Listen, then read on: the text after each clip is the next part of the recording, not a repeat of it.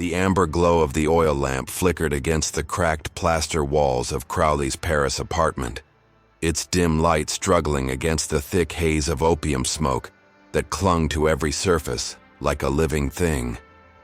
Outside, the autumn wind whispered through the streets of Montparnasse, carrying with it the distant sounds of jazz and laughter from the cafes below. But inside this fourth-floor garret, time moved differently.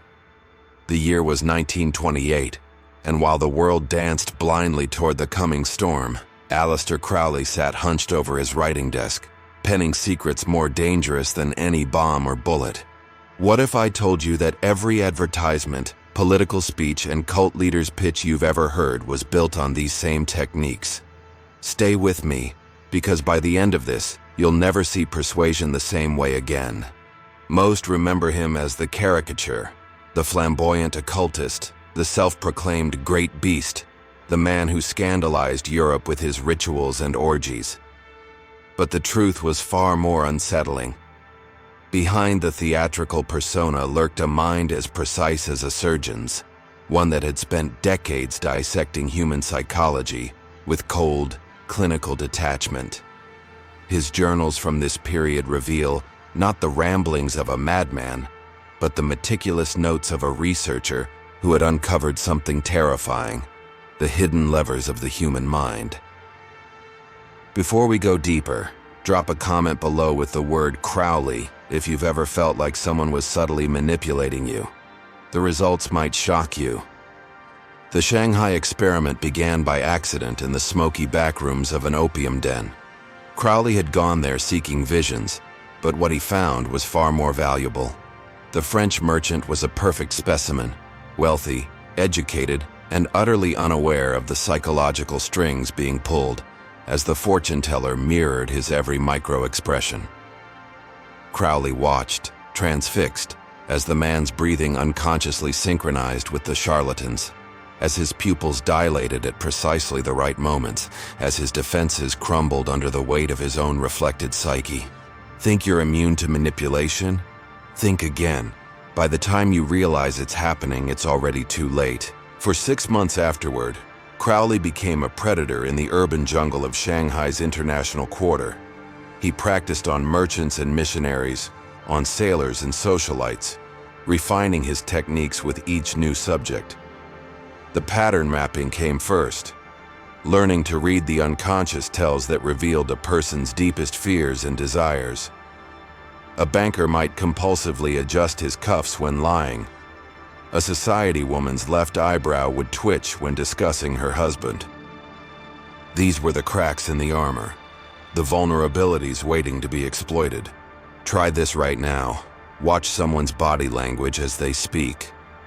Notice how their fingers twitch, their lips tighten, their gaze shifts. These are the silent screams of the subconscious. Comment, body language. If you've ever caught someone in a lie this way. The physiological synchronization was where the real magic happened.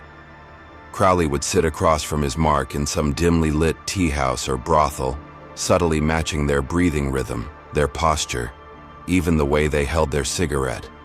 The effect was gradual but inexorable, a slow, insidious merging of psyches that left the target feeling inexplicably drawn to this strange Englishman. They would find themselves confessing secrets they'd never told another soul, revealing weaknesses they didn't know they had. Ever met someone and instantly clicked with them? What if that connection wasn't natural but engineered? Modern psychology calls this mirroring, but Crowley took it further. He didn't just mimic, he weaponized it.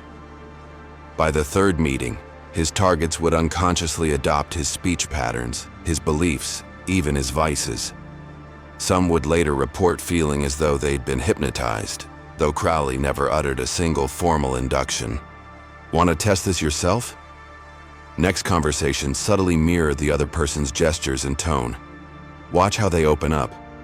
Then come back and tell me what happened. I dare you. The dimensional shift, cracking reality. But the true masterpiece, the crown jewel of Crowley's dark arts, was the dimensional shift. He would begin conversations with dry academic discourse, perhaps discussing the finer points of Hermetic philosophy or the mathematics of celestial navigation. Just as the listener's mind settled into this comfortable, rational space, he would abruptly shift to vivid, sensory-laden descriptions of occult rituals or sexual encounters. The sudden juxtaposition created a kind of psychic whiplash, a momentary crack in reality through which suggestion could pour unimpeded.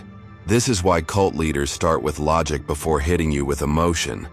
This is why ads switch from facts to fantasy in seconds. And this is why you're about to question every conversation you've ever had. The modern world is drowning in these techniques, though few recognize them for what they are. The politician who alternates between statistics and emotional appeals is practicing a crude form of dimensional shift. The advertisement that jars viewers from logical product details to heartstring-tugging imagery is using the same principles. Even our social media feeds, with their erratic jumps from news to memes to personal drama, create that same fractured consciousness Crowley exploited so masterfully. Try this tonight. Watch any political speech and count how many times the speaker uses embedded commands like, "you might notice," or, "as you consider." The patterns will jump out at you. Then come back and tell me how many you caught. Crowley's greatest trick was convincing the world he was just a decadent mystic.